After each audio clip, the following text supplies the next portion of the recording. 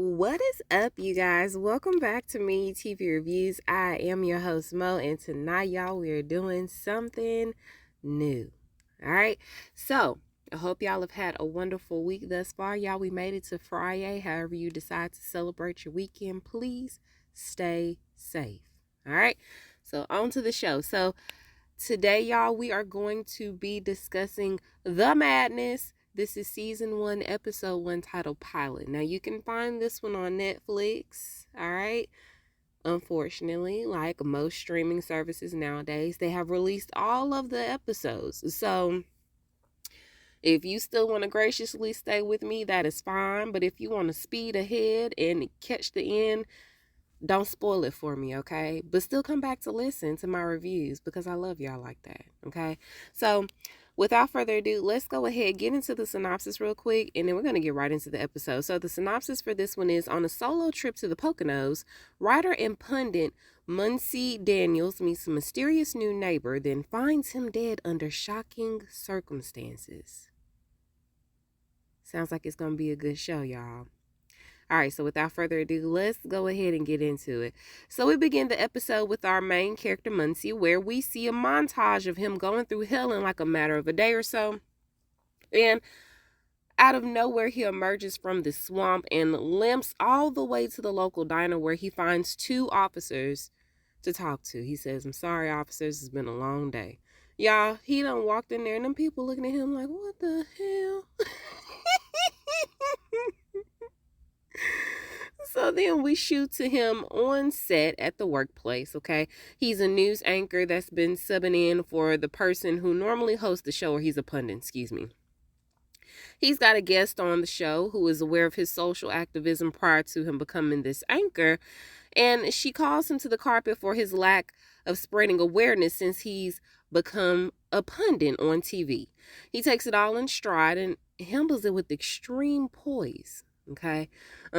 And so later on that night, after the show airs, he's chilling at the bar with his homie, and his homie's got good news. Now, I don't know what the connection is, y'all, but he was like, CNN is eyeing you for a spot, my brother, okay?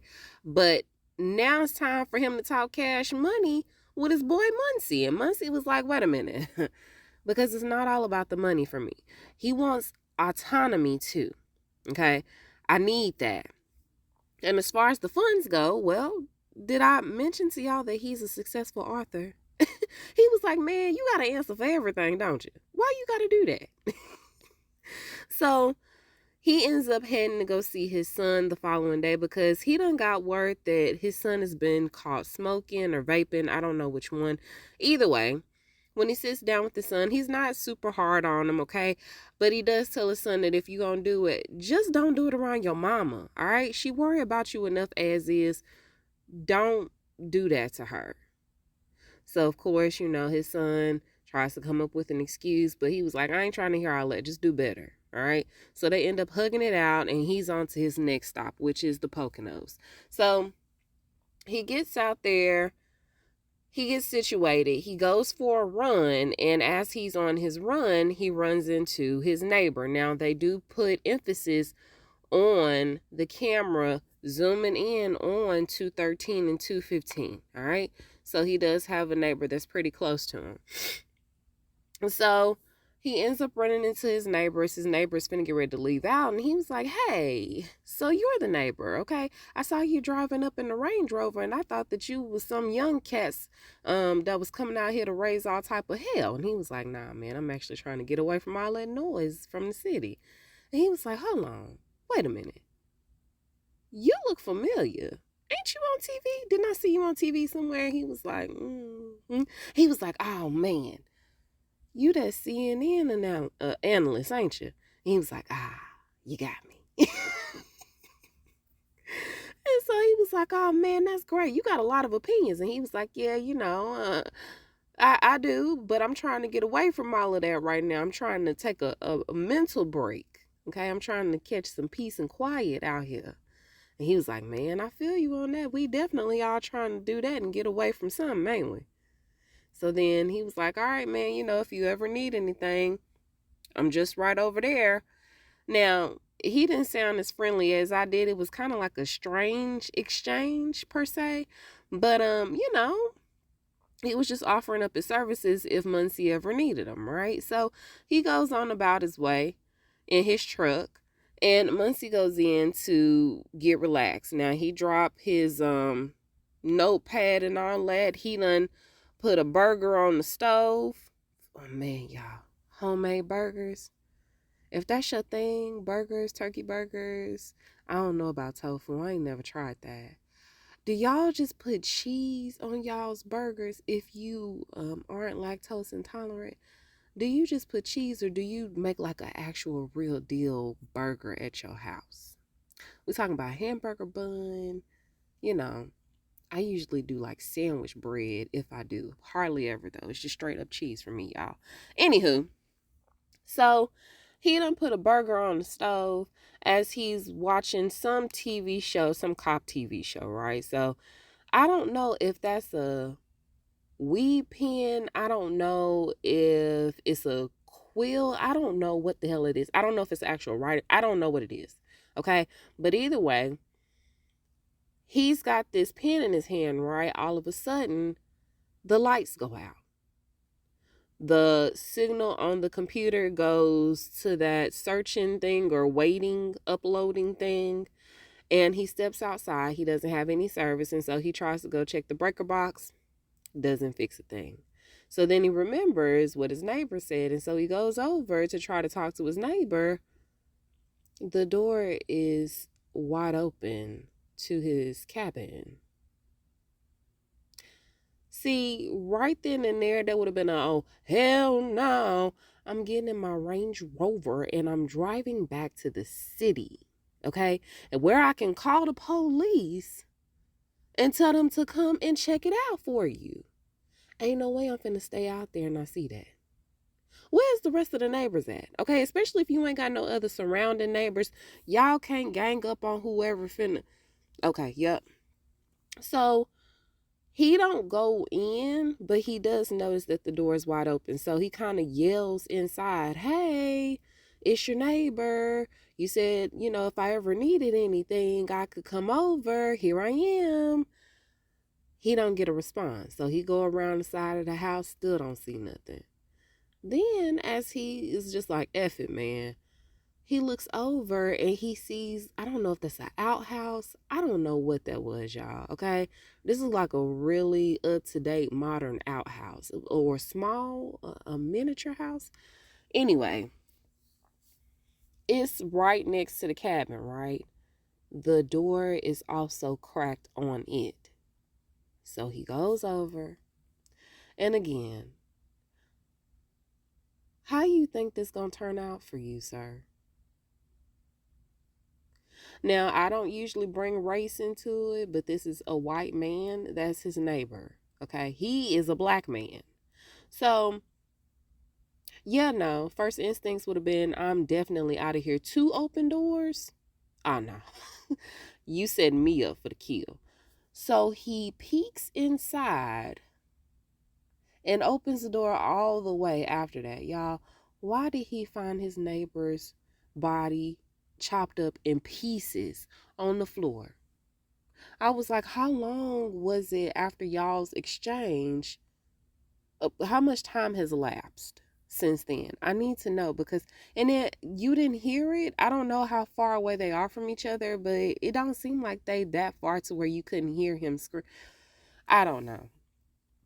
It's a lot of variables there, but either way, y'all, he is shocked, but he don't have time to even react to what he just saw because here come 2 men in ski masks. Oh, and they got the pow-pows. They got the shooters. Okay, so he done took off running. I was like, man, this your second time running through these woods today, man. Definitely not what you signed up for.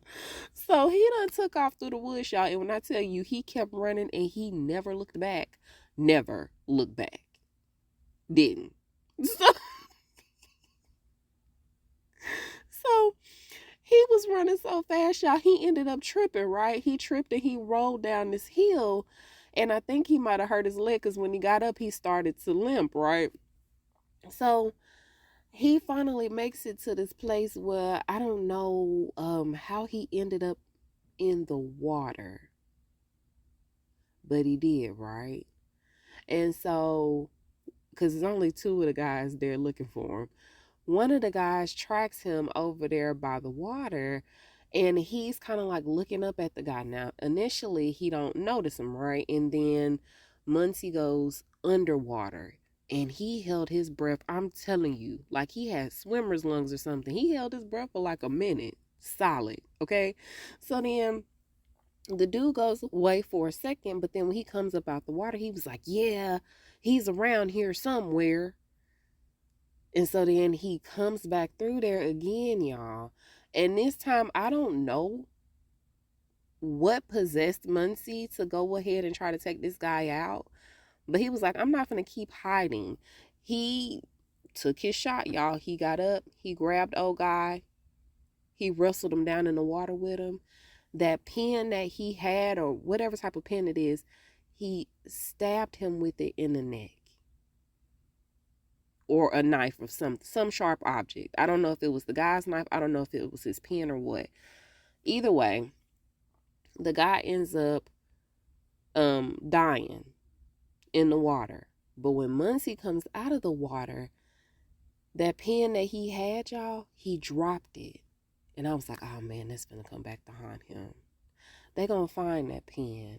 But you go away to try to get you some R&R legit, and you out here running for your life?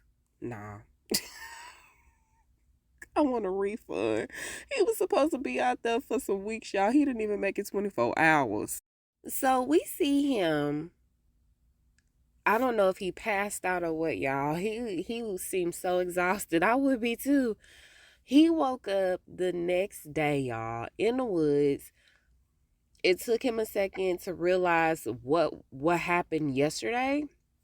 And so he starts tiptoeing through the woods, right? He tries to hitchhike to town, but nobody is pulling over for him. So he ended up walking all the way to the diner to talk to these cops. Now, the cops end up bringing him back out there, and they hop out the car, right? So it turns out that whoever previously owned the cabin sold it about 5 years ago, and whoever owns it now is unlisted, right? And so then they go to the front door. They don't see anybody. Okay. So then it was like, let's check out the sauna. Okay. So they go over there. Y'all, the sauna door was closed. And I was like, oh yeah, this has definitely been cleaned up. So the police officer pulls open the door, and lo and behold, nobody.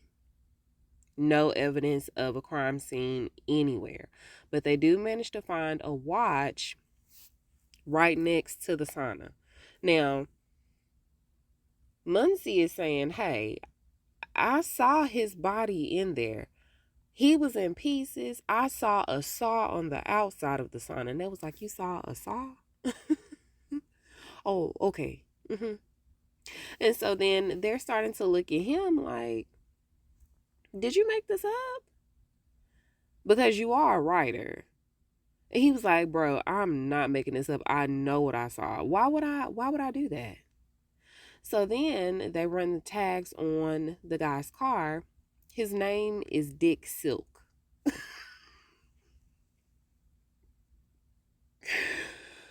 The only way you could have made that worse is if you would have reversed it. And yeah, definitely definitely a Playboy name. Okay. So they tell him, okay, well, you stay close. So then they end up going to his cabin, right? Well, when they get to his cabin, his tire is slashed. And so they're looking at him like, hey, did you do this? And he was like, man, come on. Because they was like, no, they didn't think that he did that. They thought that he might have ran something over. He was like, man, come on. This tire is obviously slashed, bro. What are we doing here? They also noticed that at the neighbor's house, they had cameras, but the power was out at his house, which is really convenient because, I mean, even though you have cameras, if you ain't got no power, what is it gonna record? And so he was like, yeah, that's why I came over here in the first place. Like, come on, man, make it make sense. So they was like, all right, whatever. Now, he tries to give a description of the guys, but he really can't. All he knows is that it is two guys, and he really couldn't see their faces because they had masks on. Again, which is convenient in the eyes of the officers, right? And so that was like, okay, well, we just gonna write up a little report, okay? We're gonna keep on investigating. We're gonna try to figure out what we can figure out, but don't go nowhere.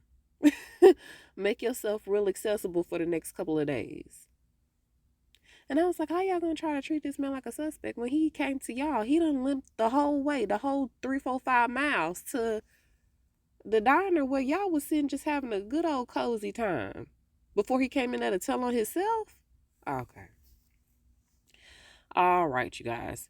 So then they end up saying that they're going to call the tow truck company for him because he has no cell phone reception. Oh, and he doesn't have his cell phone either because he lost that in the woods. He was like, man, I'll find you. We'll figure out a way to get to you if we need to get to you. Just don't go nowhere. So the tow truck man finally comes and he's asking them, does Muncie want to go ahead and get all 4 tires replaced? And he'll just charge him for 3. And he was like, nah, just this one in the front. And so then he get the looking and he gives them a price. And he was like, man, you got a jealous ex-lover or something? What you out here doing? And he was like, what are you talking about? Why did Muncie have a tracker on his car in his back tire and he didn't even know it? The tow truck man had to find it. He was like, man, are you kidding me? No, he's not. So he was like, can you take the batteries out or something? He was like, man, done and done, bro. I'm sorry for you. I'm going to go ahead and get started on that tire, though. But you may want to get that looked at. You may want to get that checked out. Y'all, who is following Muncie? They knew he was out there. This is a whole setup, y'all. So before he leaves the Poconos with his newly fixed tire, he decides to go over to the neighbor's truck. Now the door is unlocked and I was like, please don't touch that with your hands. He ended up using like the end of his hoodie to open up the door because he saw a card in there. Now he ended up taking the card, right, and went on about his way. So he ends up going back to his house in the city. And when he gets there, y'all, he immediately notices that one of his pictures is not centered correctly. Somebody has repositioned his photo with his son and his ex-wife. Now, along with that, one of the doors has clearly been broken to break into his house. And I was like, please don't touch that with your hands, man. You need to call the police so they can come over here and get some prints. The latch is clearly broken. So he not only calls the police, but he also calls his lawyer. Now, that was the friend that he had met at the bar before he had went to the Poconos. So his friend comes over, the lawyer, and they're all talking. The police are trying to ask him what's going on, and he's telling them about the picture being off center and the latch being broken. And they're still looking at him like he a damn suspect. He was like, the cops was like, they still looking at you up there. And didn't they find some drug paraphernalia? I was like, that weed pen? Man, get that out of here, bro. There is nothing there, right? And so he's like, clearly somebody broke into my house. I was like, yeah, we'll take a report of it, okay? But there's really nothing that they can do. Okay, so they end up leaving, and his homeboy is like, hey, man, what you got going on? You got these people looking at you like you crazy, okay? You sitting up here talking to them, but you can't get them no name? He was like, man, I saw what I saw, okay? I saw a man get chopped up. I saw a murder. That man's body was chopped into pieces. And so he was like, hey, so I really don't want you to stay here. You need to get you some cash and a burner phone, and you need to go off the grid for a little bit because I don't want nothing to happen to you. So he was like, you think it's that bad? Hell yeah, he think it's that bad. And so he was like, you can just, we'll go ahead and charge it to the firm's card. You'll go get you a room, okay, and get situated. And you need to try to figure out if you can remember a name. Because if not, then they gonna keep thinking that you crazy. You gotta give them something to go on. Okay? That's as advice as your friend and as the lawyer. Okay, we need to figure out what's going on here. So the next day, we see him pull up to the place that was on the card, right? Now, the name on the card says Mark Simon. So, as he's getting ready to get out the car and walk into the store, because it's like a furniture store, this car takes off, right? Suspiciously takes off, and it's too dark to see inside. The tents are too dark. So he goes inside and he's talking to one of the salesmen there, and he's casually asking if Mark is in town. And so he was like, no. As a matter of fact, he usually doesn't come in but only once a week because he's the owner. And so he was like, oh man, he done made up this story talking about how Mark had told him that he was gonna help him try to get a man cave, fixed up for him, this, that, and the third. And so he was coming in trying to, get a little bit of insight as to how he could proceed, right? So he was like, yeah, no, he's not in, but and then I wouldn't even know how to confirm whether or not he done went on his trip yet to the Poconos because I don't think they really talk like that. And so he was like, you know what, that's okay. And so as he's walking out, the guy's like, but I can help you though. I can help you with that man cave. I can't help you with the Mark situation, but I can help you with your man cave. And he was like, you know what? You're probably right.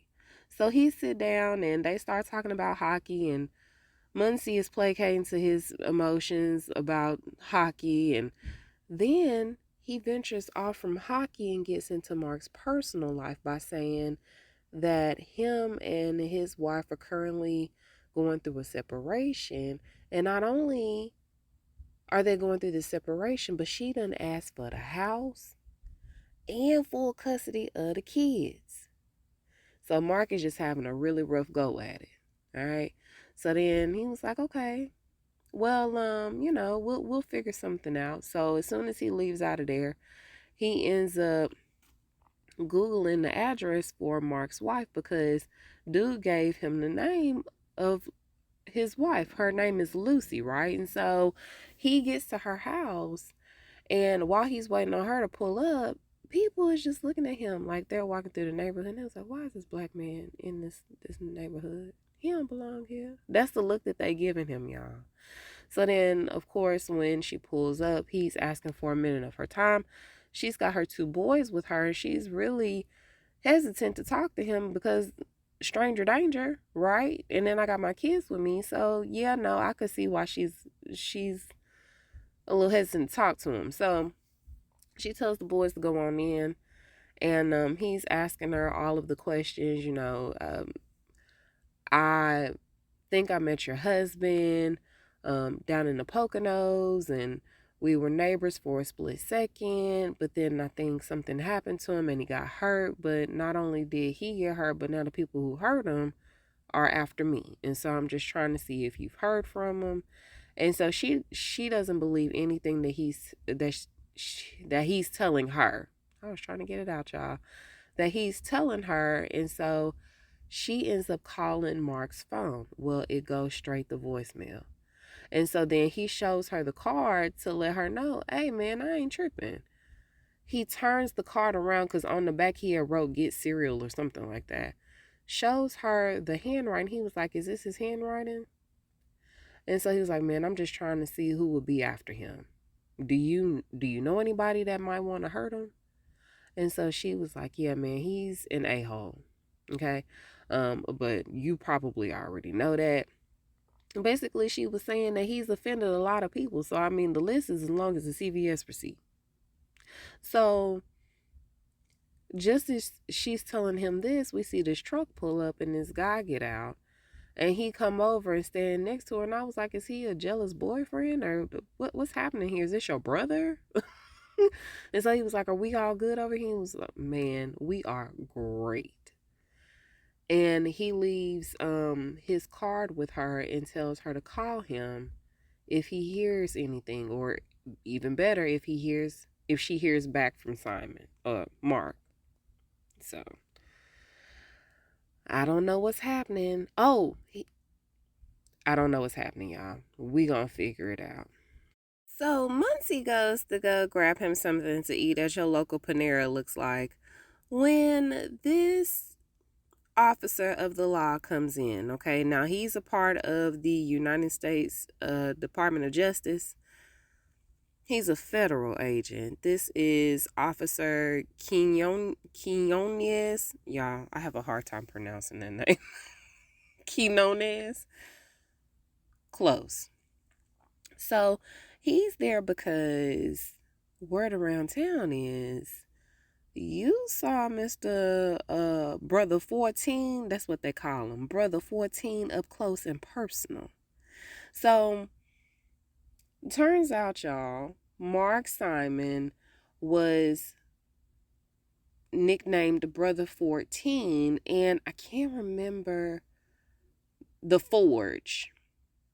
So he is the spearheader of this white nationalist group called the Forge. His name was Brother 14, and word on the street is Muncie got, up close and personal with him and possibly even took him out. And so he was like, man, why are you trying to pin that on me? I ain't got nothing to do with that. And he was like, oh, yeah? Maybe you got word that he was up there, you being a social activist and all, you have ties to BLM. And he was like, no, I don't. And he was like, but you've been up here fighting for the cause. You've been defending all of them. He was like, yeah, and I defended the Browns too, but I ain't knocking nobody off. I ain't chopping up nobody into pieces for that. So he was trying every which way to say that Muncie was the culprit for whatever happened to Mark. And he said, nah, not me, man. Maybe the FBI did it. And he was like, you done seen too many movies. I was like, you know what? Maybe not the FBI, but it would not surprise me if one of the people closest to Mark Simon knocked him off just to start a race riot. Yeah. So like I said, he tried every which way to pin this down on Muncie. He was like, nah, man, not me. And so he was like, okay, well, you gonna have to give me your burner phone. And he was like, how you know I got a burner? He was like, because your regular cell phone is going straight to voicemail. Which I get it. You scared. I would be scared too. I'm scared all the time. Hell. So all I'm saying is, if you did this, because he came to him because he thought that maybe whatever happened to Mark Simon has something to do with his case as well. And so he was like, look, if you did this ain't got nothing to do with my case. But if you didn't do this, then maybe we might have something in common. We might have some connections here. Okay, I'm just trying to piece it all together, if you will. And he was like, you may want to get that leg looked at because you got some pus bleeding out the side of your jeans. So that's exactly what he does, y'all. He goes to the hospital and he's looking around real paranoid, like as he should be. Now, it's a couple of people making eye contact with him when he catch him staring at him. But yeah, so he done pulled this card out that Officer Quinones gave him, and I don't know if he sent him a message or what, y'all, but either way, he done got bandaged up, right? And I don't know if he's waiting on somebody to come and pick him up, if he's waiting to be discharged or what have you. But he's sitting in this wheelchair when these two guys come up. And they ask him, is he responsible for what happened to Brother 14? Because we heard that he ain't doing so well. What you know about that? He was like, man, I don't know what the hell you talking about.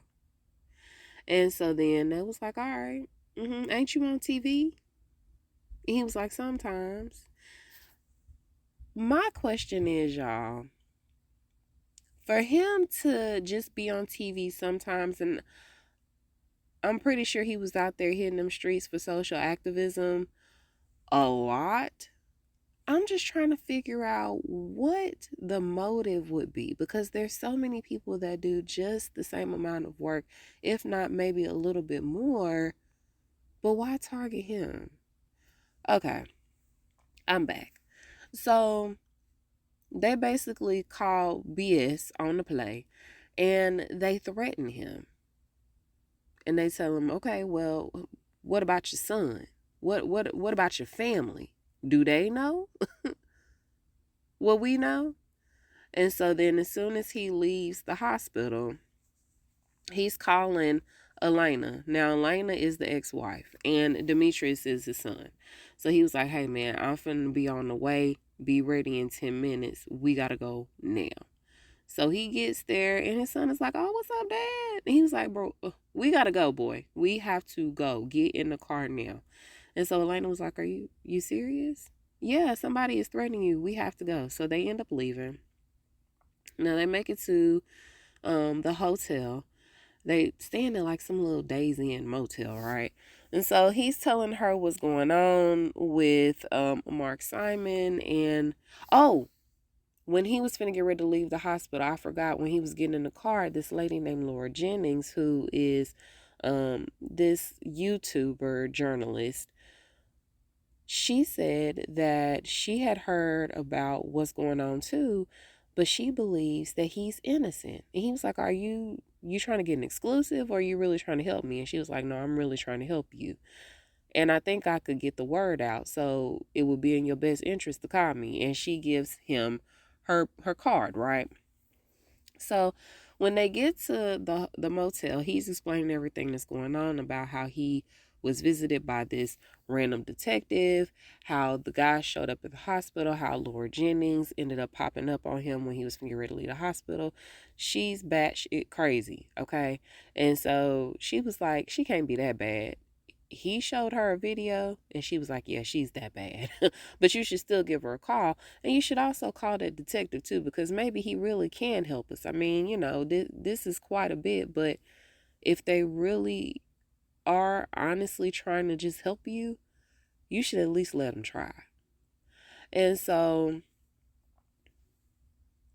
after they go to sleep, because Elena was like, and just when I thought you was swinging by to drop off them divorce papers, he was like, is this the better or worse? Yeah, I would say this is probably the worst. The worst with the T on the end. Worser, if that was a word. Worsest. So after they go to sleep, y'all, he is trying to blow up Laura's phone. She is not answering. It's going to voicemail. He done call her back to back to back like 3 times, right?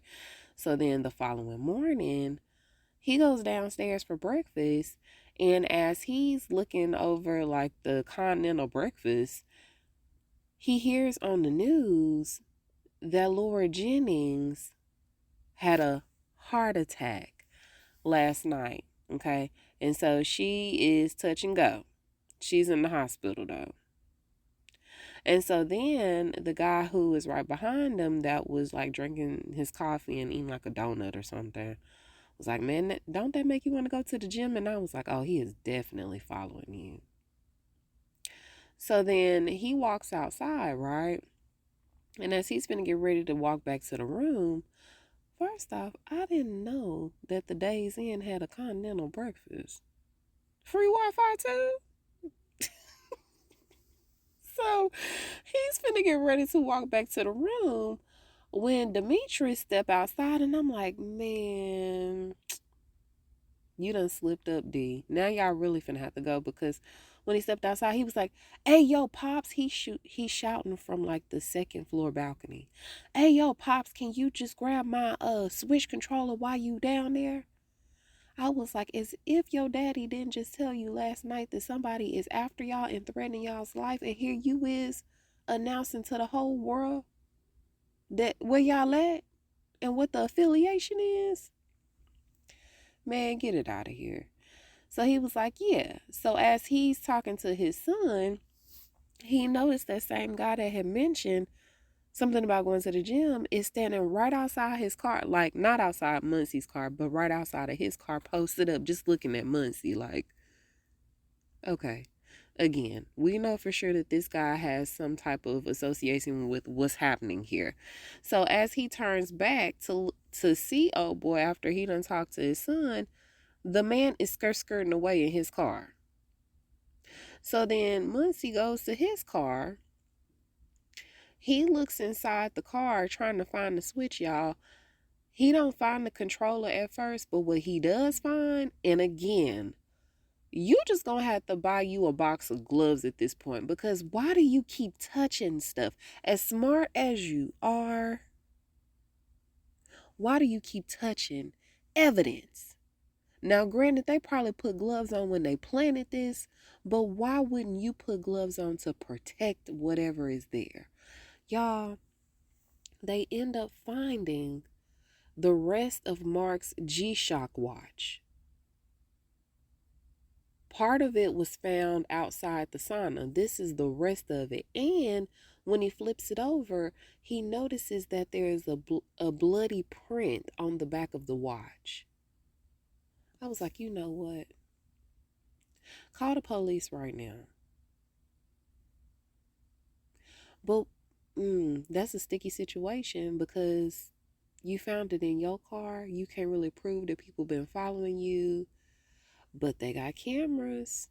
They got cameras at the motel. Just saying. He ends up finding the controller, but it's like, man, who is doing this and why, y'all? And so that's the way the episode ends. I don't know what's going to happen. I don't know why somebody is doing this to him. It's got to be something deeper than this, y'all. But y'all let me know what y'all thought about it, okay? If you haven't watched the whole daggone series. I think it's like 8 episodes or something. Y'all let me know what y'all thought about it, okay? You can reach me at Me and You TV Reviews on Facebook and on Instagram. You can also reach me at My TV Reviews Podcast without the S on the end at gmail.com. I love y'all, okay? I hope you guys have a wonderful, wonderful weekend. Y'all stay safe out there. And until we meet over the airwaves again, I am Mo, and I'll talk to you guys soon. Bye.